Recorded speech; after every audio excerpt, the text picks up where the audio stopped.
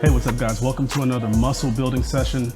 Check out this playlist up here for other muscle building sessions or other days. If you are brand new to Olympic weightlifting or you're just getting back into it after a few years, feel free to hop onto one of these cycles, either muscle building or strength building. I recommend doing about a 6 to 8 week long period of either one. It doesn't really matter where you start at. So if you want to strength build first, check out some of the other strength building workouts in this playlist. If you just look at the title of each one of the videos and each one of the cycles, it starts off with Monday all the way to Saturday. So you can pretty much just jump on wherever you want. I'll see you in the video.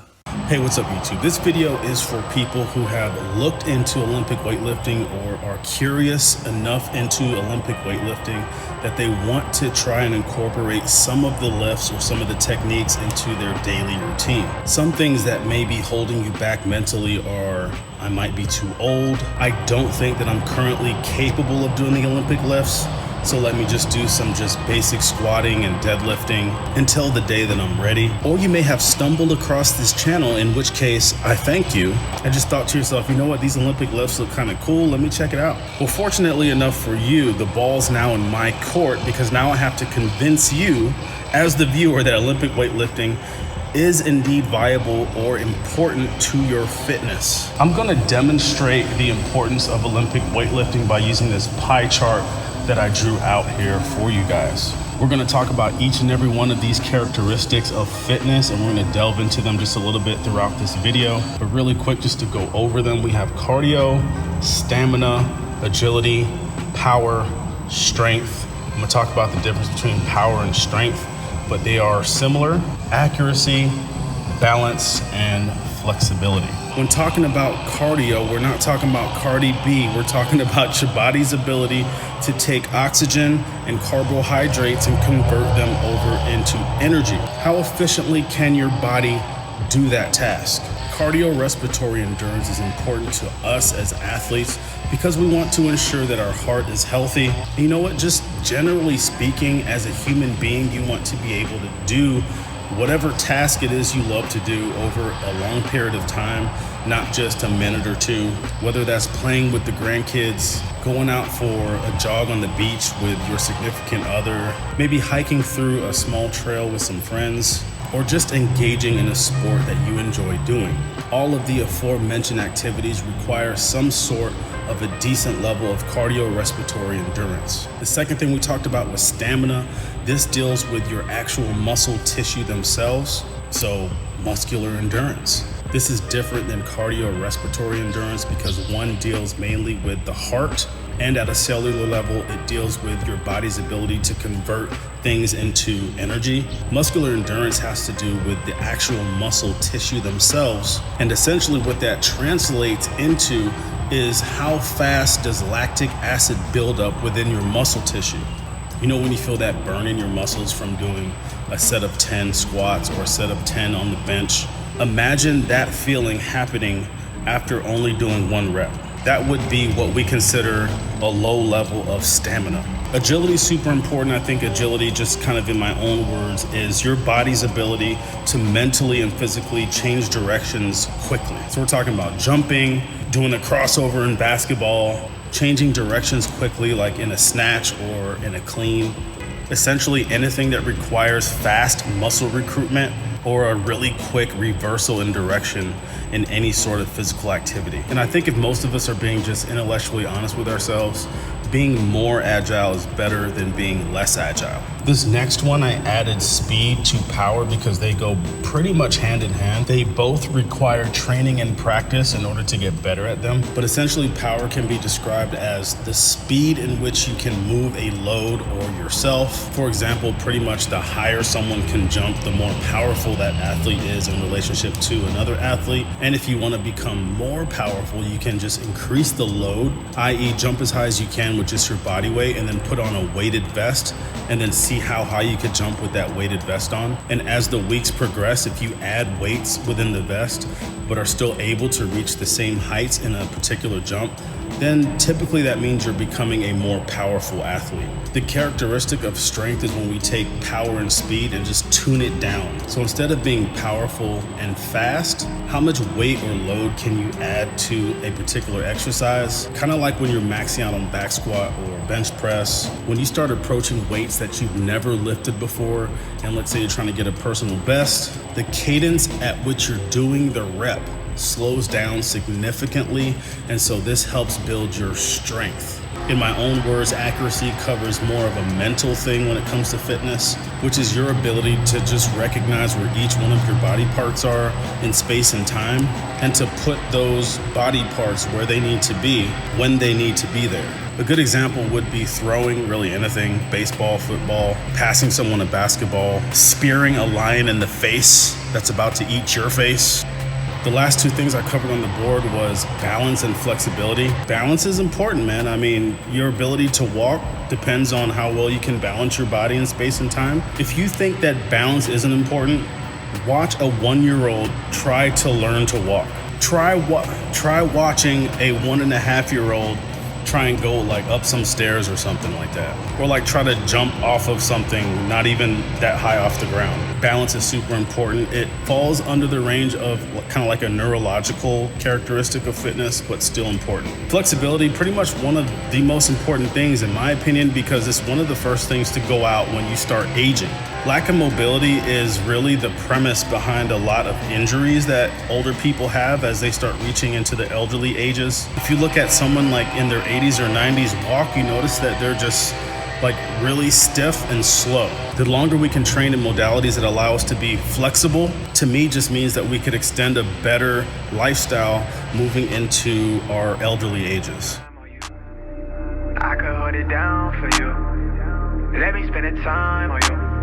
Okay, so out of all the things that I just went over when it comes to fitness, I think that we could come to the agreement that each one of those things are important to fitness as a whole.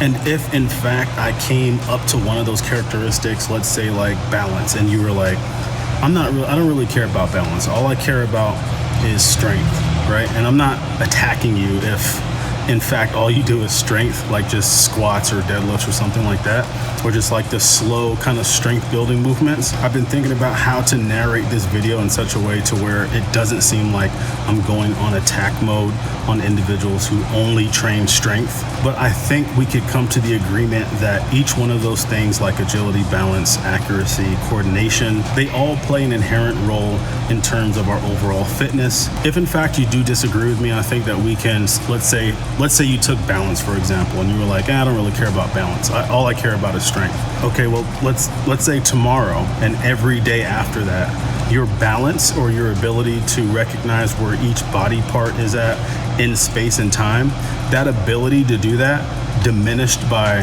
1%. Would it be safe to say that a higher level of physical coordination and balance and accuracy is better than a lower one? You see, the overarching theme of what I'm trying to get to is that each piece of that pie is important, and if you overemphasize training in any one of them, you by default get worse at those areas that you're not focusing on at all. Now, this happens to all of us just going through life and getting older, and focusing on strength and not necessarily focusing on power and agility is better than not focusing on strength at all and just completely ignoring everything on the pie. But generally speaking, if we were to just watch elderly people go about their day, you can clearly tell that one of the first things to go is coordination and flexibility.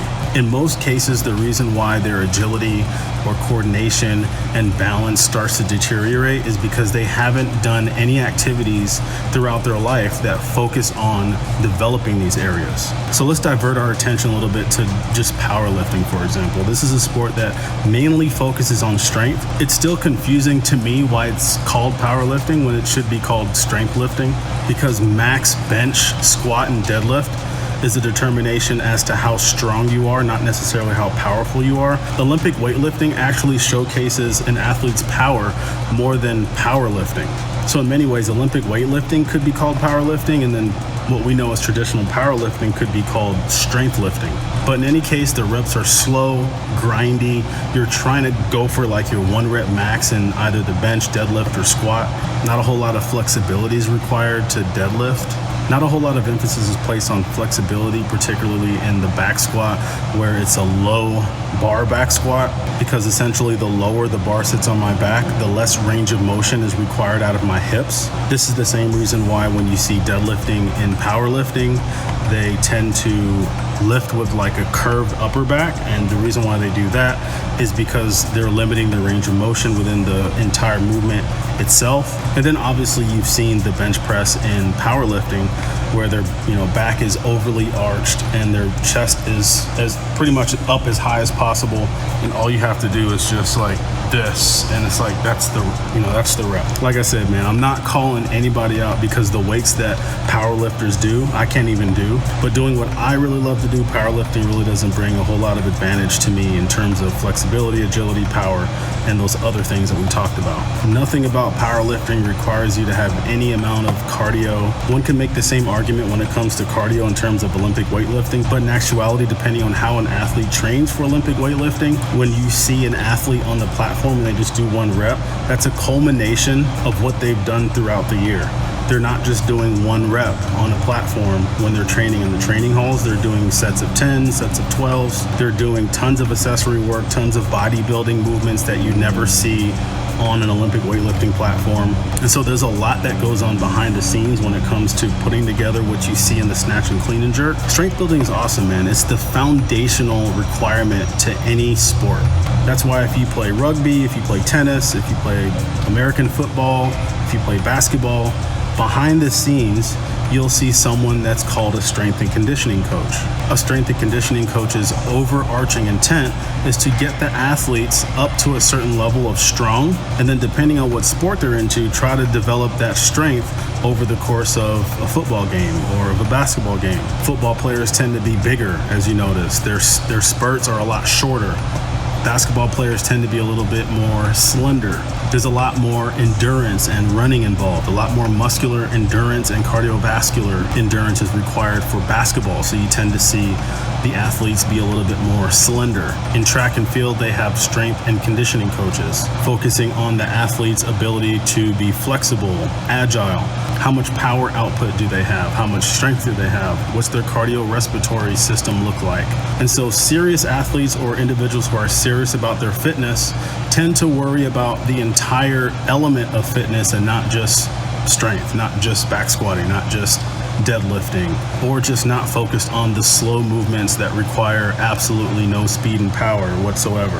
If you're looking at getting into Olympic weightlifting, check out some of the other videos on this channel. If you're thinking to yourself, I want to get into Olympic weightlifting, but I want to just like get my squats up to a certain level, or I want to get my deadlift up to a certain level, I'm here to tell you that that level will never come.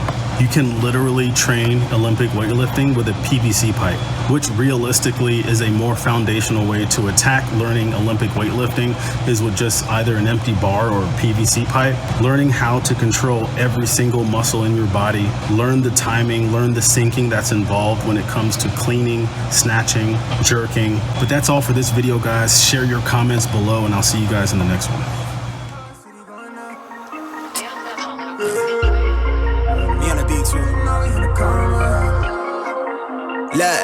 Okay. I pull up you deep on my niggas, consider it's pivotal. Trap through the app, make her clap it, don't cap it, she tapping it fast. I think that you know they be catching it. Standing 6 feet up, casting a shadow on niggas that talk like they bad it. They know that we got it, they talk far from actual. I make the waves so tsunami, I dare you to paddle in. That trunk steady rattling, blowing top tier to keep my thoughts clear. I see the opt in fear, I'm on my shot, call it big bar shit. I never know the time, I'm never clocking in. Wildflower, I'm like Denzel, I've been the men on fire, bitch, I'm hot lava. You are not scarred, you are proudly, I'm a real nigga to the coffin seal. Heart chill from all this talking real. Recent life feel like a highlight reel. Currently thumbing through currency, I'm from the avenue, bitch, I'ma get it regardless. I told little baby to slide with that Lotus, pull up with the garden, my guard is down till you come around, trying to hold you some. Give a fuck how you feel, I don't owe you nothing. Now you trying to make amends, I'm just trying to get the fortunes. Trying to cut my mama fortress. Pop might pull up in a Porsche. I used to be quiet, was timid. They used to catch me skipping courses. Now they snap a nigga portrait. Hard head but never forced it. I got a pin it shine like it's supposed to. The way I deliver they pros to. My neck got a compass to know where we going. It sound like I'm stepping through portals. I'm off of that poison, the devil be calling, but I just ignored, hit for it. The task force told me God. Okay, yeah, you asked for it. Wait, the task force told me go. Okay, yeah, you asked for it.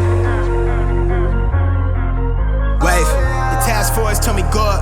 Look, the way that I ball, I should've played for the Big Ten when I touched stage, but they packed in. Got a pretty thing to make a back bend. Let me see it all through the glass lens. Had some people try to snake if I see you. I'm teed up, might greet you with brass hands. Skate off fast, put a buck on the dash to somewhere vast. With my feet up, wait, hold up the label, just call